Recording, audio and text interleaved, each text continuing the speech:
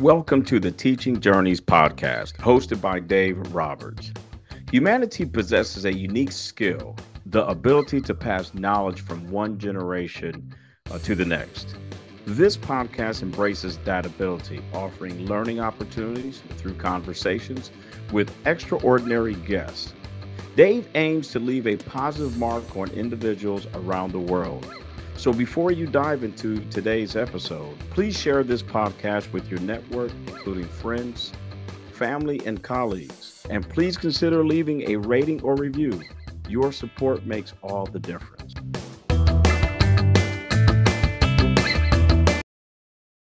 Hi, everyone, and welcome to another episode of the Teaching Journeys podcast. I'm your host, Dave Roberts, and today it is my pleasure to have as my guest Dr. George Ackerman. Dr. George Ackerman, Sharon's son, lost his mother Sharon on January 1st, 2020, due to Parkinson's disease.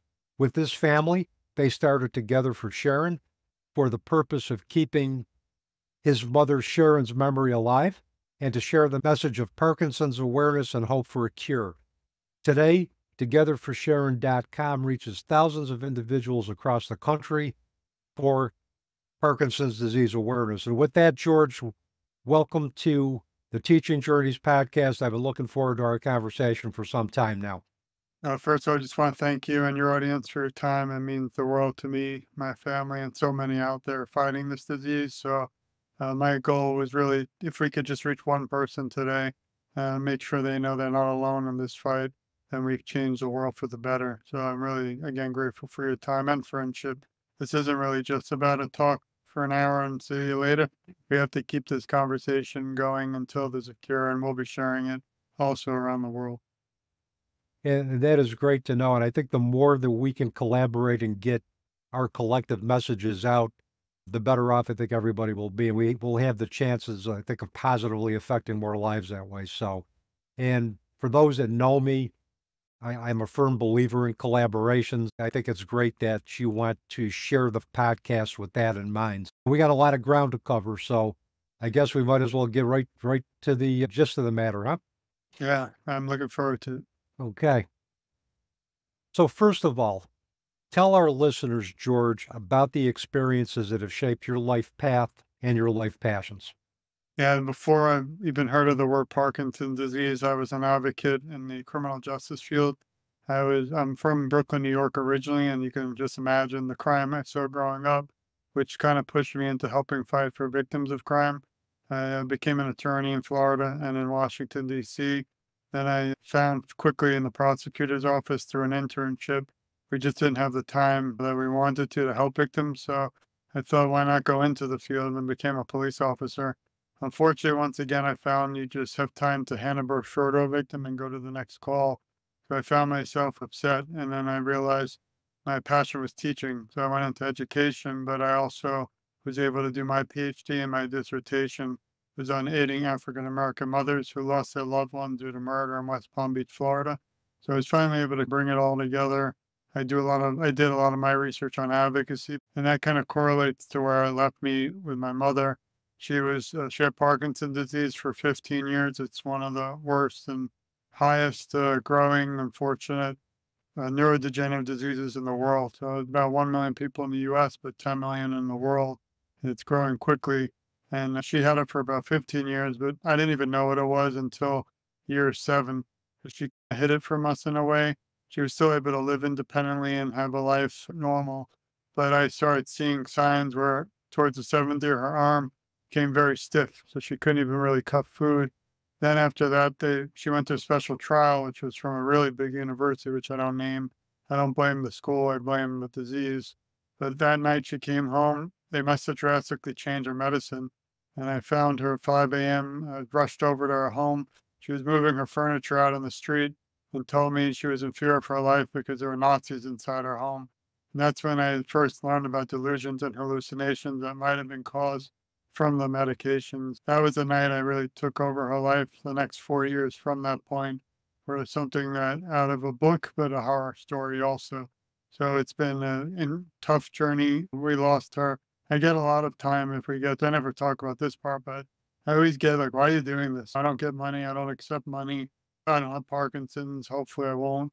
And my mother's no longer here. So even with the cure, we can't bring her back. But my dream and my goal today, sitting with you as an advocate for others in her memory, is that no family or individual ever have to go through what my mother or our family has, and that no one's ever alone. We have a lot more to talk about, but that's really the kind of background. The other thing, George, there are many individuals who have faced life-altering challenges, whether it be through death or just life-changing circumstances, that have chosen to rise above it by trying to find meaning and purpose and trying to help others who are in the same situation. It gives us more of a focus, and it gives us more motivation to try to leave it, as I like to call it, positive tracks behind, and permanent positive tracks behind, as a result of our motivation to help others as a result of our own tragedy. So I think what you're doing is admirable. And I know when we talked in the pre-chat, I could see that passion, I could see that focus, and I could see the determination that you don't want any other family to go through what your family went through with your mom.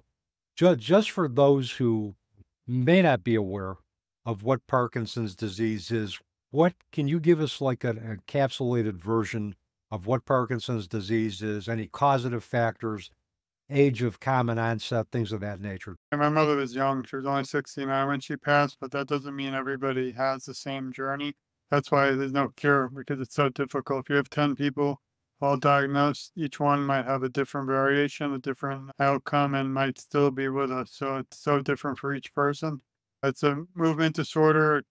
There's things called bradykinesia, and also very interesting areas like she didn't have external tremors like the famous actor Michael J. Fox does. Also, there's something called young onset Parkinson's, which he had about 30. So it's a false narrative that Parkinson's is an elderly man disease, which we're trying to get rid of, because now we're trying to bring more discussion on women with Parkinson's and also different minorities. So it's very important. It's not just old man disease. She had it. She had things such as dyskinesia, which is the curling of the toes. So it's a lot of involuntary movement. The easiest example, unfortunately, is if I took my hand and wanted to touch a screen, but my body didn't allow it. So the brain and the body just don't mesh at this point. A loss of dopamine. Again, I'm not a medical doctor, but I just speak from our experiences. Also, they don't know the cause. They don't believe it's genetic. I feel, and I'm pretty big a believer, it's environment. So things like pesticides. My mother had a beautiful home for 20 years in Florida, but she had termites, so they had horrible sprays. Who knows what they did 15 years ago? Also mold in the house. And also, we're not really sure what what the companies are putting on our pesticides on the fruits and vegetables and food at the supermarket. So it's a combination. I was shocked to find out the other month when I interviewed a Parkinson expert, doctor, movement specialist, that you can actually use some type of spray which could be poison in our dry cleaning. So it almost seems like we're being surrounded by these things and we're not getting much more involved until it's too late, and we really need the government involved. One great point or news is just 2 weeks ago, the president signed into law finally passed after decades of bringing it to the legislature. But the House and Senate passed the first ever bill called the National Plan to End Parkinson's Disease. So we're actually talking right now during history. It's the first bill ever, literally. I don't believe it that it's the first one, because Parkinson's been around for a very long time. But it is official law now. I'm curious to see how it's implemented. It's just because it's passed doesn't mean it's in. But the nice thing is it's bipartisan. Everyone wants a cure. There's no reason we can't all at least get along for that one thing. Absolutely. And Parkinson's disease doesn't discriminate. It's Right. going to hit anybody from any family, from any political party, any race, any ethnic origin. I know the bill, I was reading on your website, the bill was passed on, I think, on July 2nd, 2024. Can you tell us a little bit about the provisions of the bill and what the objectives are for that bill once it's implemented?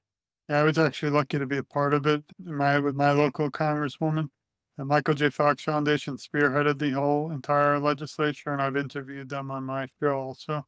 Basically, it's the first bill ever. It's going to help people diagnosed with research to find a cure. It's also going to help with awareness. It's also going to try to reach individuals who might not have accessibility to doctors because there's only specific people who can even see a movement neurologist, movement specialist. Also, to open new avenues to talk about awareness with a lot of things and help families and caregivers. I'm just curious again how big of an impact it'll make. It will take time. There's one area that me might be able to get into, and I actually wrote a book. It's not published yet. I'm waiting because I'm editing it. It takes a year, but I don't have Parkinson's today as we speak, and I'm no longer an individual caregiving for someone living with Parkinson's. So I'm actually in the third category that's very often forgotten.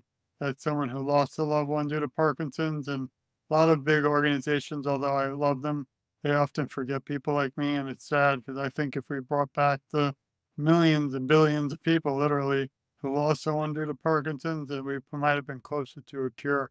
So I actually often find myself struggling in a way that I feel like not a big percentage, but some don't really want to hear our journey because many doctors we saw, they tell you, you don't die of Parkinson's, you die with it.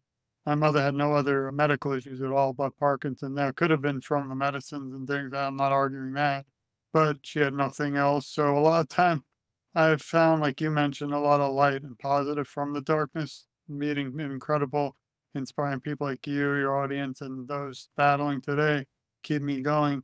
But a lot of times there's a beginning, a middle, and end of life. No one in the world wants to talk about the end of life. And I wrote a book recently, and it's actually about my mother's journey from the beginning when I joined, the middle, and then my work as an advocate today. But there's some chapters I do recommend not to read just because they're tough. But for those people who do want to be inspired and see that there is light from the darkness, it's a great, important book. Also, the most important thing is just keeping my mother, in my opinion, alive through her story, because I feel like she lost 15 years alive and 15 years after due to this disease. And part of me also left the world when she passed because she was my best friend. And things like this today, speaking to you, helped me cope even 4 years later. But I feel that, someday I hope we find a cure and I won't have to do this, but I still would do a lot in her memory because I do wish she was right next to me today. Can you speak to the grief you've experienced since your mother's death? What has that been like for you? And what resources have you found to be the most helpful? Yeah, the toughest thing was we spoke 10 times a day, no matter what. I wouldn't be the man I am today if it wasn't for her sacrifices. She grew up in a tough world in Brooklyn, New York, no money, worked hard, married my father. He became a doctor, but she quit her whole career, a school teacher, and had a master's, sacrificed it all to take care of me and my brother and raised us. And then they were divorced. So she was a very independent person, friendly, caring, very selfless, didn't want to burden the family with any of her issues, which I wish she did. But those are some of the areas that kind of built me to where I am today. If you met her, she'd laugh. You'd laugh. She'd say, George, don't waste your time with all this. Be with your family. But she also didn't raise me to just go away into a rock. So those are some of the most important areas. But for grief, it's not easy. Still grieving. The only thing that helps is what we're doing now, talking about it, keeping her memory alive. Togetherforsharon.com was inspired and really stemmed from my mother. She passed so quickly. We were told she wouldn't pass from Parkinson's. All of a sudden, after 4 years, it did, and I can't even explain. That's why I don't want to. I put in the book what the last year was like, if you can think of hell, but the good, the bad, and the ugly. Seeing your loved one or anyone who had good health walk from 3 miles a week to go the last 2 years through a cane, then a walker, then a wheelchair, and then bedbound for 7 days, which is something, again, it's just horrific to even look back on. But I will say, and this is the actual book on the cover, this one moment is my mother and I at my wedding, and it's the son and the mother and son dance. And those 3 minutes, we played our favorite artist who I love, Barry Manilow, I Am Your Son. But you could see us, I'm sure, smiling. And those 3 minutes, Parkinson didn't exist and didn't matter. And no matter what, it can never take that moment from me. And I often have trouble even showing the cover some days because I'm 6'2", 200 pounds and policing and tough. But when I go in the other room and think about all this stuff, it's so heartbreaking. But like I said, the thing that inspires me is being able to speak to you, making sure people out there know they're not alone. And there's so many inspiring people. Just last week, this group of 4 rowed in a boat I've sailed around the world and raised $20 million for Parkinson's awareness for Michael J. Fox. So those are I'm actually going to be speaking with him, I think, in the upcoming months. But those are the things that kind of push me to keep fighting. And I'll tell you, when we did our pre-chat and you told me about your connection to the Michael J. Fox Foundation, that motivated me to go on Max and or my Fire TV and find Family Ties, Spin City, and I'm probably now going to work to the Back to the Future series again because Michael J. Fox was one of my favorite actors, and he was just a dynamic presence, and he had so much courage coming out and talking. I think it was when he was doing Spin City, I think he was diagnosed. I think it was like 1991 or something. And what he's done to raise awareness for Parkinson's disease and raise money for research has been nothing short of inspiring. So I'm glad the two of you have connected. It's your mom obviously is very special, and she's always going to be present as long as you keep her in your conscious memory and you keep her memory alive, you keep her alive within you and those who were touched and will be touched by their lives. I think for me, in my experience with grief, particularly in the years after, and I call it the transition of my daughter to a new existence over 21 years ago, it's keeping her memory alive, integrating the best parts of who she is. And to me, that has allowed me to move through my grief and move forward in grief with her best characteristics being a part of mine. Yeah, as long as you continue to do that, your mom is always going to be alive in your hearts and the hearts of others, and she's never going to be far away.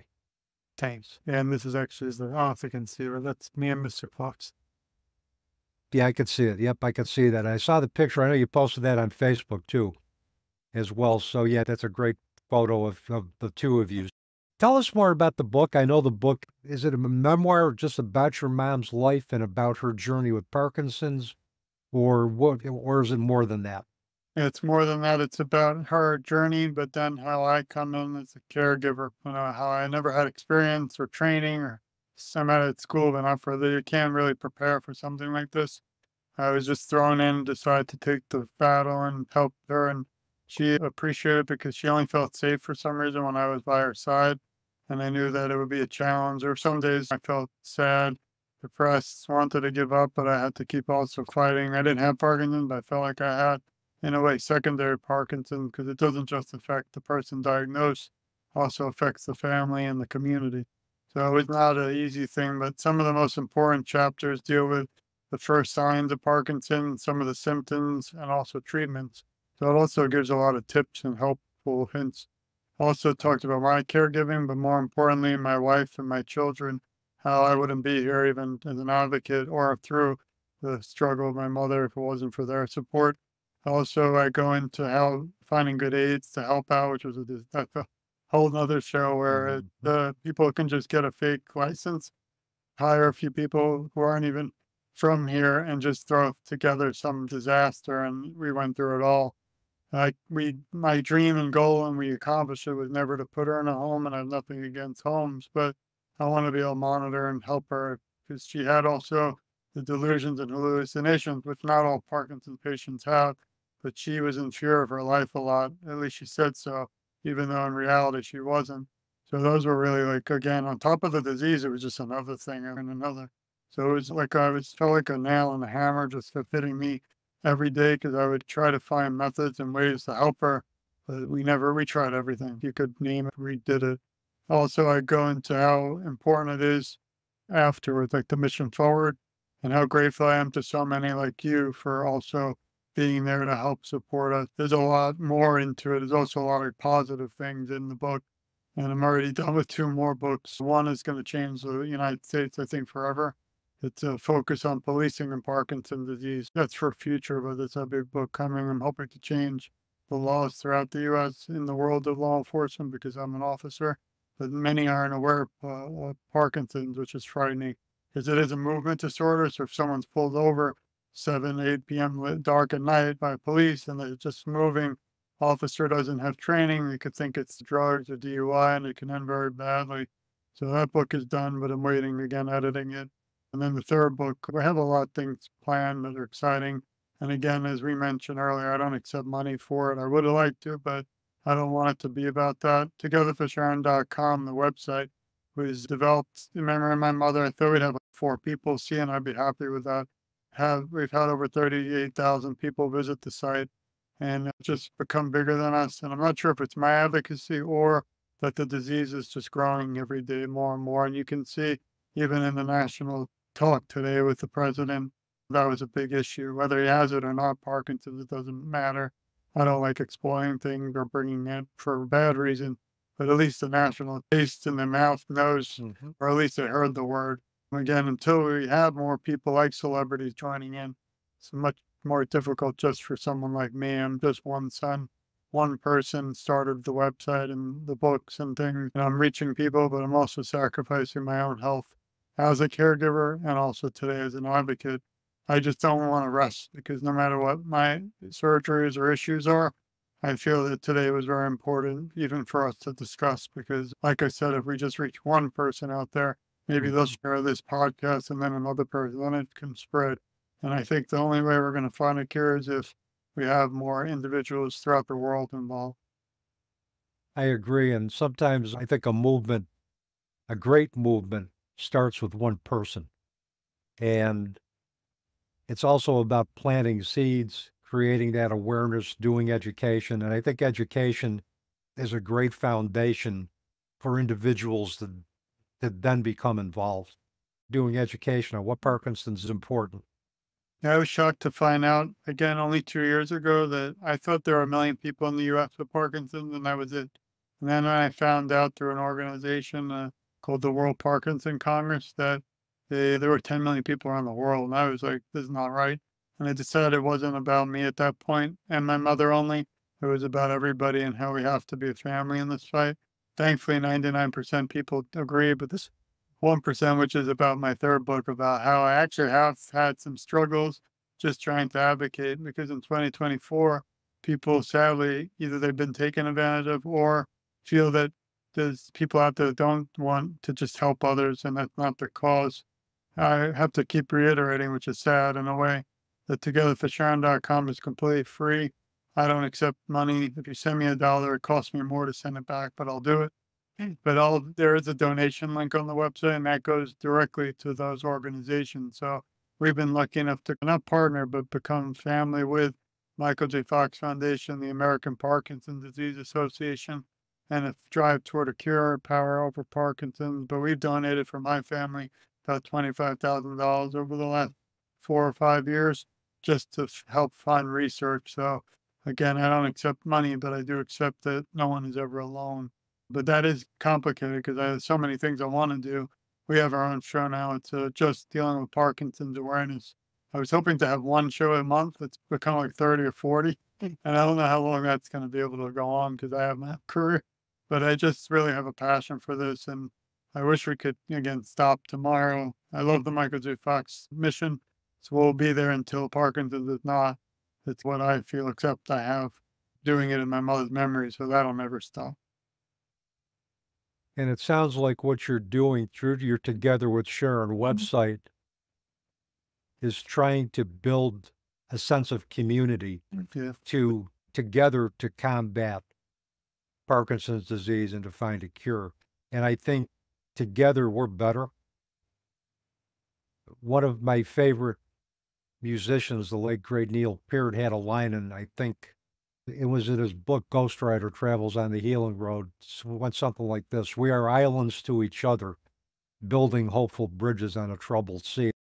We can't do it by ourselves. We have to do it together. We have to build those bridges, with the troubled sea obviously being Parkinson's disease and the frequency of that, and not having an established cure at this point. That's the bridge that we're building. It sounds like you're doing a great job trying to build that sense of community to pool resources to find answers.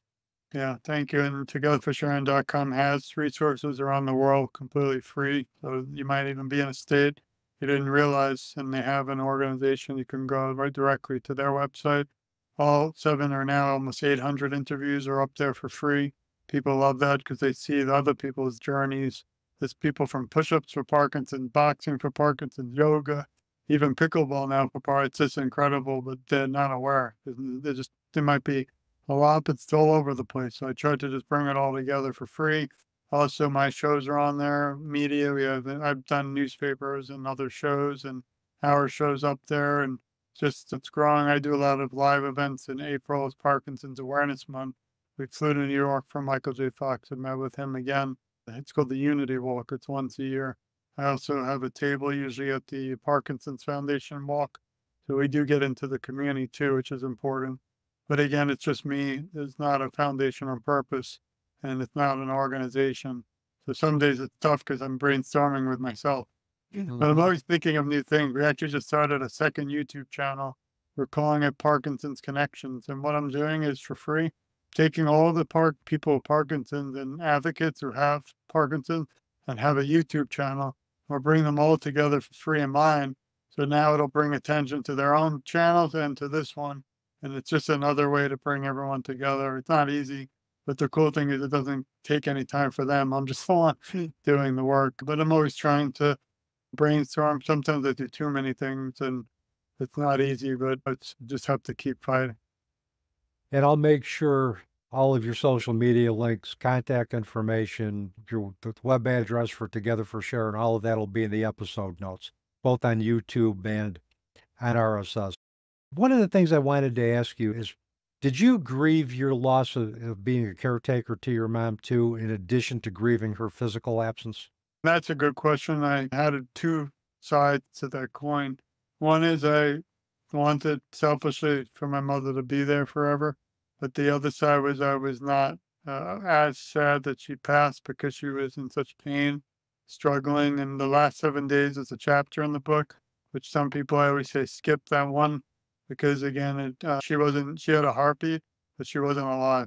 Florida doesn't have death with dignity. We treat our animals here in Florida better than our loved ones. We would have used it for sure because big problem, again, back to Parkinson's, is people either don't want to admit it or talk about it, but it's not considered an end-of-life disease, which is a problem. Yeah. Not only my mother, there are many that have ended their life. So until we start again revisiting laws and things like that, I think Florida, the legislature, they're already looking at that law here right now as we speak. But it was just tragic and it was tough and horrible to see. So it was a double-edged type sword for that one. And I think, if I'm recalling correctly, I think only 11 states in the United States has aid in dying legislation where people can die with dignity. And New Jersey, it was one state. We actually even thought about moving there, but we wouldn't have made it. You have to live for a year as a resident. We even had, in Florida, it does have the medical marijuana license. And it was a funny story because I'm a cop and I'm not for all that. But if someone's in horrible pain, I am for it. And we got the license. Unfortunately, Florida, it's so new at the time that the distilleries don't speak to the doctor. So it's like the Wild West. So you get a permission and a license, but they don't know what to give you. So she either tried just a pill because we don't like all the other stuff or we didn't want to. And one time she fell over in the chair too much. And the other time made her agitated even more because of the hallucination. So it didn't work out. I was really upset because I thought that was like the last resort, at least to help the pain, but it didn't work for us. Until somebody is in a position where Right. they're dealing with somebody who's in chronic pain, whether it be cancer, whether it be Parkinson's disease, whether it be some other illness where there's a lot of pain that is associated with that. I know for me, George, when my daughter was in such excruciating pain during her cancer illness, I would have broken any kind of a law to get her something other than the prescribed drugs that she was taking to mitigate her pain and just keep her calm. But with marijuana, the research has been tried and proven that it has a lot of positive medicinal effects in a lot of different areas, particularly for cancer patients. It stimulates appetite, helps with the nausea chemo. So if it works and it can be controlled and it can be regulated, why not? Yeah, I agree. If you're going to leave our listeners with one thing today, George, what would that be? Sure, I have a little statement I always love to say, but we love you. We support you, we care a lot about you, and you're never alone. I, along with your amazing host here, will advocate for you, and together our voices, I feel, are just so much stronger. And I always say in a kind of funny way that I'm just getting started. Because every morning I wake up and hear about people selling the world and raising money, or somebody out there still struggling. I interviewed a young lady. She's not young, but she was 68. She's almost at my mother's age. I knew my mother's story, and she announced live on my show that she was now wheelchair bound, and it was horrible because it was tough. It was a tough thing, and how do you deal with that? You know, you want to reach out and hug them, but she's brave. Michael J. Fox to me is an idol and my advocate of the world, because he could have, like you said, could have led a private life and went away, and that would have been it. Instead, he fought back and raised 10 or more, $20 billion, not a million, billion, to help find a cure. Unfortunately, he's not doing well. Last time I saw him was recently in the last few months. So that's my main goal, is that no one out there is alone. Reach out. If you go to togetherforSharon.com, scroll down on the main page, you'll see a Christmas tree or a tree. And on that, you click, you can add me everywhere. And it's just me. I'll add you right back. And just to make sure you're not alone. I felt alone as a caregiver. My mother really felt alone as a person diagnosed throughout the whole journey. But I still feel with the book, with our word and our fight, that one day we will be closer to a cure. And again, I want to thank you and your community too for your time, love, and support. And we send it right back to you. Thank you, George. And I am going to wish you well and be a supporter of the work that you're doing to try to find a cure for Parkinson's with you and your other community members who are aligned with you in that mission. The other thing, I'm going to take a wild guess and say that besides your mother, Michael J. Fox has probably been one of the more inspirational persons in your life. Is that an accurate assumption? Yeah, first I'd have to say my wife, because without her, I wouldn't be able to do anything. She actually is my nurse too, because I've had a tough summer. I've had my own ankle surgery, back surgery, thigh surgery. So I'm still sitting here with you strong. Hopefully Yeah. next week I'll be back out there running again and fighting. But she's definitely number one, because I don't think regular people would put up with all that. But number two is definitely in the Parkinson's world. Number one is Michael J. Fox. But when I met him the first time, it was almost like that moment in the movies where your life flashes by. Part of it was in heaven, because it was like, I'll never get that. You never think you'll have the opportunity. But the other part of me was somewhat sad, because he wasn't doing well. He wasn't able to really stand much anymore. And then if you notice, a few weeks ago, he played on the stage with Coldplay, the famous music band. He's actually in a wheelchair, which if you look back 10 years on YouTube, you'll see him playing with them, and he's dancing and jumping around. So if the number one advocate in the world with the most funding behind him is doing poorly, I'm heartbroken to see, if he ever did leave us, it's gonna send a shockwave to the whole Parkinson's world, but he'll never be forgotten. I'll make sure of it.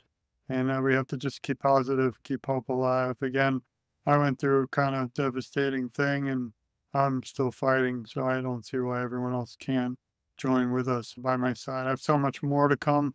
Writing a kid's book. We have a book too. It's a very important one, which is going to be dedicated to all those we've lost due to Parkinson's. There's nothing like it out there, because again, it might be controversial, but no one really wants to address it. I'm going to. I also have a book along with a lawyer and another young woman who has Parkinson's. We're writing a book on the law system, the legal system, and Parkinson's, because there's not enough out there. People, they lose their job and their livelihood, and they're not even getting compensated. So there's a lot of areas that I'm really thinking about, even one on sports and Parkinson's. So I have one book planned for a year, for the next 7 or 8 years, and hopefully they'll all come. And I don't know if they'll be seen or shared. A lot of publishers and media just don't, it's not as exciting, because they're not aware. They want the violence and the other sexy stuff that you get ratings. But I wish they would take a little more time and talk about awareness for Parkinson's. The other thing too, any talk about illness or death is relatively, for the most part, taboo in this society. Right? The focus is on happiness, functionality, and we talk about death when it's upon us, but the time to talk about it is before it's upon us. We make that a part of our daily life and understand that we're only going to be here for a short period of time, and that We need to understand that in order to make our life meaningful. And we need to have more discussions about taboo topics if we're going to, I think, create greater awareness and also become, I think, more authentic human beings by embracing that. In addition to your website, Together for Sharon, all of your contact information links are there. Is there any other way to get in touch with you besides those links that you can let our viewers know about? Yeah, I mean, everything's simple. My email's togetherforsharon@gmail.com, but if you go to the website, everything is right there. And again, it's just me. Thankfully, so far, I've been able to handle everything. I never dreamt I'd have 7 different social medias. I didn't want it, but we got to reach as many people as we can. I have a few thousand people and it's growing. Try to add things every day. Some days I don't want to keep doing it, but I keep fighting and keep coming up with new ideas and things. But not always easy. Again, it's just me alone. So I just think of my mother. Sometimes it'll be a picture of us together. Sometimes I have loud music like techno with a picture that says advocate because I want that person that sees it to blast in their ear and wake up America and the world that we need more help on this. Just keep fighting. And again, the big thing is no one's alone. I'll probably post some more tonight about being not alone. Even just speaking to you today helped me more than you'll ever dream. And also being able to speak to your audience. Hopefully, again, we reach even just one person and change their life. I hope so too, George. And thank you so much for taking time out of your day to spend with me and my listeners today. It's been a pleasure having you on the podcast, and I hope we can do this again sometime. Thank you. It means the world, and I'm going to be sharing it too forever. Thank you, George. That is a wrap on another episode of the Teaching Journeys podcast. I'm your host, Dave Roberts, wishing you peace.